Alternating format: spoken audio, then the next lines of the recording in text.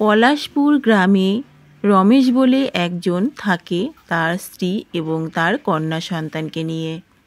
রমেশের স্ত্রীর নাম কমলা আর তার কন্যার নাম মুক্তমালা। রমেশ বাড়ির বাইরে চাষবাস করত আর রমেশের স্ত্রী সংসারের সমস্ত কাজ গুছিয়ে করত খুবই আনন্দের সঙ্গে।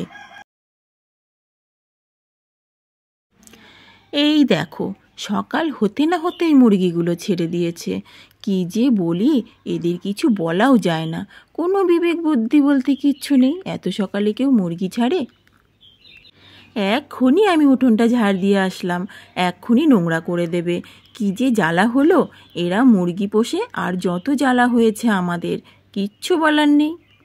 এই বলে কমলা মুরগিগুলোকে তাড়ানোর চেষ্টা করছে। এই মুরগি, যা যা, তোদের বাড়িতে যা। মুরগি পুষবে কেউ, জ্বালা ভোগ করবো আমরা? যা এখান থেকে।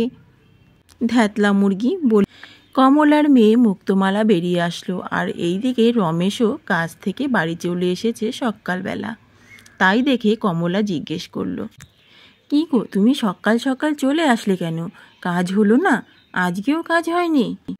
আরে কমলা, চারিদিকে জলের ভাব তো ভালো নয়, বন্যা আসবে বলছে সবাই। এদিকে আবার বৃষ্টিও শুরু হবে আজকে, তাই আজ আর কেউ কাজ করছে না। আমাকেও বললো বাড়ি চলে যেতে, তাই তো চলে এলাম। জল ঢুকলে কি হবে কে জানে, কোথায় যাব। ও মা, সে কি কথা? এ তো ভারী চিন্তার কথা। বন্যা আসলে কি করে হবে আমাদের? এরপর দুজনে দুদিকে চলে গেল। দাঁড়িয়ে রইল শুধু মুক্তমালা। আরে বাহ, বন্যা হলে তো দারুণ মজা হবে। বন্যার মধ্যে সাঁতার কাটবো, মাছ ধরবো, না জানি আরো কত কি করব। কি যে আনন্দ হচ্ছে, বন্যা হলে ভারী মজা হবে। রমেশ ও কমলা দুজনেই বারান্দায় বসে রয়েছে। এমন সময় অঝোরে বৃষ্টি শুরু হয়েছে, সঙ্গে বিদ্যুৎ চমকাচ্ছে। কমলা ও রমেশ দুজনে মিলে নিজেদের মধ্যে গল্প করছিল। দেখলে বউ, খবরের কথা কিরকম সত্যি হচ্ছে। বৃষ্টি দেখেছো, সে কখন নেমেছে, থামার তো নামই করছে না। হ্যাঁ গো, তাই তো দেখছি। এ তো বৃষ্টি থামারই নাম নিচ্ছে না, অঝোরে পড়েই যাচ্ছে, আবার বিদ্যুৎও চমকাচ্ছে। দেখে তো মনে হচ্ছে সহজে থামার নয়। এরপরে তো উঠোনে জল জমে যাবে। তারপরে যদি আবার নদীর জল ঢোকে, তাহলে কি হবে বলো তো? এ তো ভারী বিপদ হলো। চলো এবার ঘরে যাই, বৃষ্টি তো গায়ে পড়ছে এবার। চলো চলো ঘরে চলো, ঠান্ডা লেগে যাবে। এই বলে দুজনা ঘরে চলে আসলো। ঘরে এসে জানলার কাছে দাঁড়িয়ে কথা বলছে। এদিকে মুক্তমালা বৃষ্টি দেখে খুব আনন্দ পাচ্ছে। বৃষ্টিতে হাত দিয়ে হাত ভিজাচ্ছে আর খুবই মজা করছে। আর মনে মনে ভাবছে কখন বন্যা আসবে, আর সেই বন্যায় সে খেলা করবে জলে। ইস, কি আনন্দ হচ্ছে আমার। আমি যদি বৃষ্টিতে ভিজতে পারতাম তাহলে না জানি কত আনন্দ হতো। কিন্তু আমাকে তো ভিজতেই দেবে না, মা তো খুব বকাবকি করবে ভিজলে। কি গো, বৃষ্টি তো থামছেই না, কি হবে এবার বন্যা চলে আসলে? জানি না গো কি হবে, আমি কিছুই বুঝতে পারছি না। আর কতক্ষণ যে বৃষ্টিটা হবে। এদিকে নদী ভর্তি হয়ে নদীর জল উঠোনে চলে আসলো। আর সেটা দেখে মুক্তমালার খুব আনন্দ হতে লাগলো। এবার সে জলে নামতে পারবে আর জলে সাঁতার কাটতে পারবে, মাছ ধরতে পারবে। এদিকে একটা নদীতে অনেক জলপরি ওপরে এসে খেলা করছিল।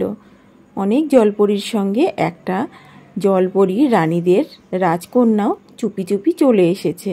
সেটা কোনো জলপরি খেয়াল করেনি, এক কোণায় চুপটি করে তাদের খেলা দেখছিল। হঠাৎই নেমে এলো অঝোরে বৃষ্টি।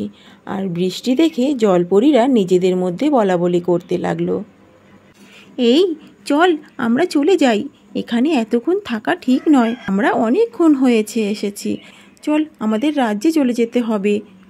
আকাশের অবস্থাটা একদম ভালো নয়, তুফান আসতে পারে, চল চল। এই বলে সমস্ত জলপরী নিজেদের মতন করে চলে আসলো। আর পড়ে রইল রাজকন্যা। এদিকে রমেশের বাড়ি জলে একদম থই থই করছে, উঠোন ভরে গেছে, দুয়ার ছুঁই ছুঁই করছে, ঘরে উঠবো উঠবো ভাব। সেটা দেখে মুক্তমালার ভীষণই আনন্দ হতে লাগলো। আর দৌড়ে মায়ের কাছে গিয়ে বলতে লাগলো, মা, ওমা, তোমরা ঘরে বসে রয়েছো, চলো দেখবে উঠোন ভরে গেছে জলে, একদম ভর্তি হয়ে গেছে উঠোন। সর্বনাশ, যেটা ভেবেছি সেটাই হতে চলেছে। আর এইদিকে পরীদের রাজকন্যা একা হয়ে গিয়ে সে ভীষণ ভয় পেয়ে কান্না করতে লাগলো।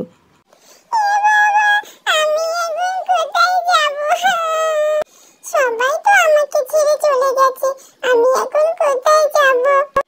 আমি তো মাকে বলেও আসিনি, মা তো খুব চিন্তা করবে আমার জন্য। তারপর পরীদের রাজকন্যা ভাসতে ভাসতে মুক্তমালাদের উঠোনে চলে আসলো। সে তো আর কিছুই চিনতে পারছে না, কারণ সে খুবই ছোট, তাই কান্না করতে লাগলো আরো জোরে জোরে।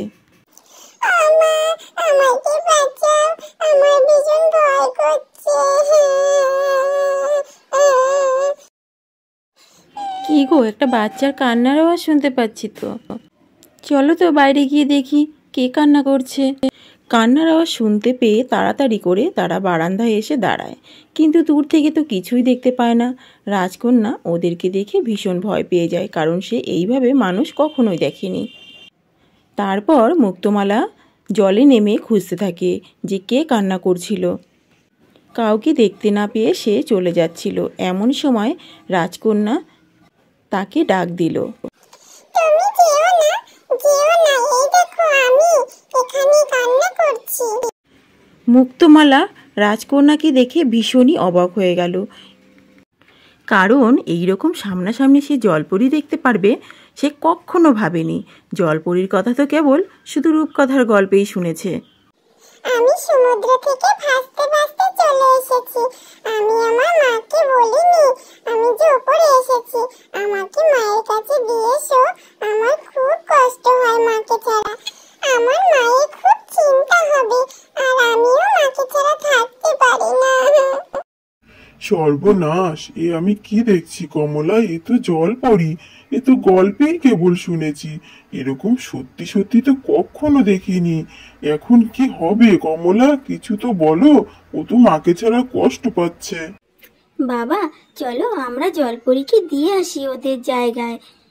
ওর মাকে ছাড়া খুব কষ্ট পাচ্ছে, আমারও তো মাকে ছাড়া কত কষ্ট হয়। আর এইদিকে সমুদ্রের নিচে রয়েছে জলপরীদের রাজত্ব, যেখানে রানী জলপরী ভীষণই চিন্তায় পড়ে গেছে তার কন্যাকে না দেখতে পেয়ে। সে এখানে ওখানে তার কন্যাকে খুঁজে বেড়াচ্ছে, কিন্তু কোথাও তার কন্যাকে খুঁজে পাচ্ছে না। কি ব্যাপার, আমার মেয়েকে তো খুঁজে পাচ্ছি না। এখানে তো সব পরীরা খেলা করছে, বাচ্চারা খেলা করছে, আমার মেয়ে কোথায় গেল? আমি এখন কোথায় খুঁজবো তাকে? এই কথা বলে রানী পরী বেরিয়ে পড়ল তার মেয়েকে খুঁজতে, কিন্তু বেরিয়ে দেখছে সব পরীরা নিজেদের মধ্যে আনন্দ করে খেলা করছে, কিন্তু তার মেয়েকে খুঁজে পাচ্ছে না। রানী জলপরী সব জায়গায় খুঁজে তারপর কিছু বাচ্চা পরীদের কাছে জিজ্ঞাসা করছে। তখন বাচ্চা পরীরা বলতে লাগলো, না রানীমা, আমরা তো ওকে দেখতে পাইনি, আজ তো ও আমাদের সঙ্গে খেলা করতেই আসেনি, ওকে তো সারাদিন দেখিনি আমরা। এই কথা শুনে রানীপরী আবারও খুবই চিন্তায় পড়ে গেল, কোথায় গেল তার মেয়ে? একবার কি তাহলে উপরে গিয়ে দেখব? হ্যাঁ, একবার উপরে গিয়েই দেখি, সব জায়গায় তো খুঁজলাম। এই কথা ভাবতে ভাবতে রানীপরী জলের উপর উঠে আসলো, আর এসে তার কন্যাকে দেখতে পেল। দেখছি তার মেয়ে কতগুলো মানুষের সঙ্গে কথা বলছে। মুক্তমালা, আমি তোমার এই উপকার কোনোদিনও ভুলবো না। তুমি আমার মায়ের কাছে ফিরিয়ে দিয়েছো, তুমি খুব ভালো জানো।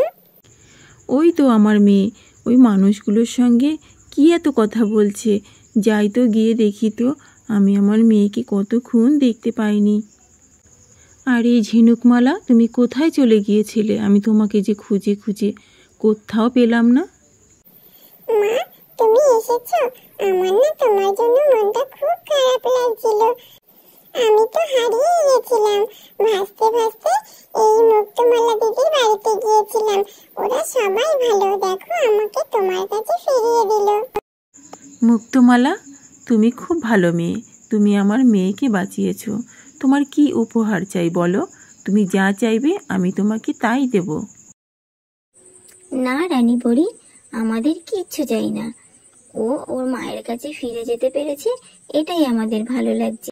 আচ্ছা বেশ, তোমার যখন যা প্রয়োজন হবে তুমি আমাকে বলবে, আমাকে একবার ডাকবে, দেখবে আমি চলে আসব। তাহলে বন্ধুরা আজকের এই গল্পটি তোমাদের কেমন লাগলো?